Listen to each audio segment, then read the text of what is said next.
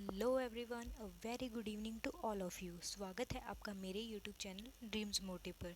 तो हमारी स्टोरी चल रही थी द लास्ट फॉरगिवनेस, और आज हम सबको ये पता चल जाएगा कि सोफिया सिग्नेचर करेगी और क्या स्टीफ़न उसको एक्सेप्ट करेंगे, या स्टीफ़न जो सोफिया को सॉरी बोलने के लिए गए हैं अपने घर पे वापस, तो क्या वो सॉरी एक्सेप्ट करेगी सोफिया। तो मैंने कल के पार्ट में आप लोगों को बता दिया था कि स्टीफ़न अपने घर पहुंच चुके हैं, और वहाँ पर भी वो सोफिया के रूम तक तो पहुंच ही चुके हैं, और अंदर जाकर वो क्या देखते हैं वो हम अभी जानने की कोशिश करेंगे। तो बिना किसी देरी के शुरू करते हैं। ओके। तो स्टीफ़न रूम के डोर तक पहुंच चुके हैं और डोर ऑलरेडी ओपन है। और जैसे ही वो अंदर एंट्री करते हैं तो वो क्या देखते हैं, वो देखते हैं कि सोफिया एकदम शांत होकर अपने बेड पर लेटी हुई है, उसकी आंखें बंद हैं। तो जैसे वो लेटी हुई है उनको देखकर स्टीफ़न को ये लगता है कि वो सो रही हैं या फिर रेस्ट कर रही हैं। इसीलिए स्टीफ़न भी बिना कोई शोर किए धीरे धीरे उनके पास जाते हैं और उनके पास ही बेड पर बैठ जाते हैं। और जैसे ही वो बैठकर कुछ बोलने की कोशिश करें, उससे पहले उनकी नज़र पड़ जाती है बेड के साइड में ही टेबल पे रखे हुए एक लेटर पे। तो वो लेटर किसका था? जब वो उसे उठा कर देखते हैं तो वो राइटिंग थी सोफिया की। लेकिन उस राइटिंग को देखकर वो एकदम शॉक्ड हो जाते हैं कि सोफिया तो घर पे ही है, फिर उसने ये लेटर क्यों लिखा। तो वो सोफिया को कुछ बोले या उसे उठाने की कोशिश करे, उससे पहले वो अपनी समझदारी इसमें समझते हैं कि वो उस लेटर को पढ़े।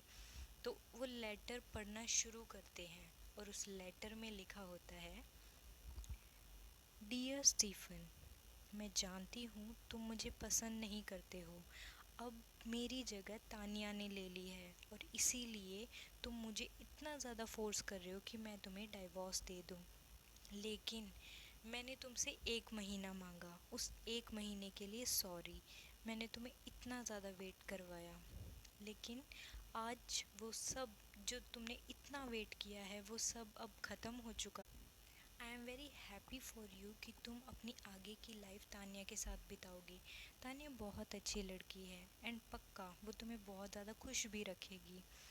लेकिन मैं तुमसे बस इतना कहना चाहती हूँ, मैंने तुमसे 1 महीना मांगा था, क्योंकि ये 1 महीना ना मेरी ज़िंदगी का आखिरी महीना था। इसके बाद मैं अपनी लाइफ को आगे देख ही नहीं सकती थी। हाँ स्टीफन, मैं बिल्कुल सच कह रही हूँ।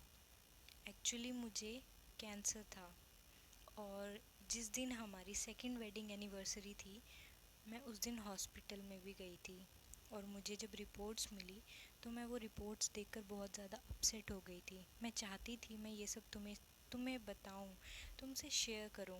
लेकिन जब मैं घर आई और वो पेपर्स मैं अपने हाथ में लेके बैठी ही हुई थी, तो एकदम से मैंने देखा कि तुम आए और तुमने मेरे हाथ में डाइवोर्स पेपर्स थमा दिए। तुम ही बताओ, ऐसी हालत में मैं तुमसे ये सब कैसे शेयर करती।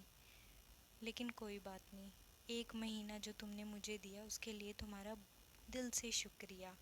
उस 1 महीने में हर दिन जब तुम सुबह मुझे गोदी में उठाकर मेन डोर तक लेकर जाते थे ना, सच बता रही हूँ, वो टाइम मेरी ज़िंदगी का सबसे ज़्यादा मेमोरेबल और प्रीशियस टाइम था।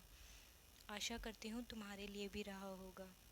और अगर इस 1 महीने की वजह से तुम तंग हुए हो या दुखी हुए हो या तुम्हें कोई भी परेशानी हुई है, तो प्लीज़ मुझे माफ़ कर देना।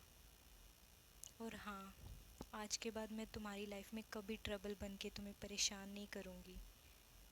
Yours, only yours, Sophia. मैंने अपनी लाइफ में सिर्फ़ और सिर्फ एक ही चीज़ को प्रायोरिटी दी थी, वो है फॉरगिवनेस। और अपनी लास्ट फॉरगिवनेस भी मैं पूरी करके जा रही हूँ। वो फॉरगिवनेस मैंने तुम्हें दी। तुम्हारी हर एक गलती मैंने माफ़ की। खुश रहो हमेशा। ये क्या हुआ? एकदम सुन्न हो जाते हैं ये देखने के बाद स्टीफन, और हड़बड़ाहट में वो बहुत ज़ोर ज़ोर से सोफिया को हिला रहे हैं, उसे उठा रहे हैं कि प्लीज़ उठो, सॉरी मुझसे गलती हो गई जो मैंने तुम्हारे हाथ में वो थमा दिए थे पेपर्स डाइवोर्स के। नहीं चाहिए मुझे कोई डिवोर्स, मुझे तुम चाहिए हो। बहुत ज़ोर ज़ोर से चिल्लाते हैं, लेकिन अब कोई फ़ायदा नहीं है दोस्तों, सोफिया तो जा चुकी है। बट वेट, आई थिंक आपको थोड़ा सा कन्फ्यूज़न हुआ होगा कि एकदम से ये सब क्या हुआ। तो दोस्तों, अगर आपको याद होगा, अपनी ही स्टोरी में मैंने आपको किसी एक पार्ट में ये बताया था कि जिस दिन उनकी सेकंड वेडिंग एनिवर्सरी थी, उससे पहले सोफिया बीमार चल रही थी। वो हॉस्पिटल गई थी और हॉस्पिटल से वो रिपोर्ट्स लेकर भी आई थी। और वो रिपोर्ट्स सोफिया ने स्टीफ़न को कुछ नहीं बताया उस बारे में, वो कबर्ड में रख दिए थे। और जैसे ही उसने रखे, एकदम से स्टीफ़न की एंट्री हुई और उन्होंने डाइवोर्स पेपर सोफिया के हाथ में थमा दिए। तो उन रिपोर्ट्स में यही लिखा था कि सोफिया को कैंसर है और वो लास्ट स्टेज पे है। तो दोस्तों, देखा आपने, स्टीफ़न ने सोफिया की कद्र नहीं की। अगर स्टीफ़न वेडिंग एनिवर्सरी पे इतना बड़ा गिफ्ट, डाइवोर्स पेपर सोफिया के हाथ में ना थमाते, तो 1 महीने पहले ही वो जान चुके होते कि सोफिया किस स्टेज से गुजर रही है। और अगर वो ये सब ना करते और सोफिया उनसे अपनी दिल की बात शेयर करती, तो शायद ये डेथ इतनी ज़्यादा शॉक्ड नहीं होती स्टीफ़न के लिए। मे बी वो बहुत खूब सारा केयर करते और प्यार देते सोफिया को, जिससे वो खुशी खुशी जा सकती, यूँ अपसेट या मायूस होकर नहीं। लेकिन फिर भी जाते जाते वो स्टीफ़न को उसकी हर गलती के लिए माफ़ करके गई है। तो दोस्तों, देखा आपने, सोफिया ने सच्ची शिद्दत से अपना प्यार निभाया। उसने हर टाइम, हर सिचुएशन, हर एक मोमेंट में स्टीफ़न का साथ दिया। यहाँ तक कि हर एक गलती पे स्टीफ़न को माफ़ भी किया। जाते जाते भी वो स्टीफ़न को माफ़ ही करके गई है। लेकिन इस बात का रिग्रेट सिर्फ स्टीफ़न को ज़िंदगी भर तक रहेगा कि उससे कितनी बड़ी गलती हो गई है। लेकिन अब स्टीफ़न सुधर चुका है, लेकिन उस सुधरने का भी अब कोई फ़ायदा नहीं, क्योंकि जिसकी वजह से वो सुधरा है, उसने अपनी लाइफ में इतने ज़्यादा बदलाव किए हैं।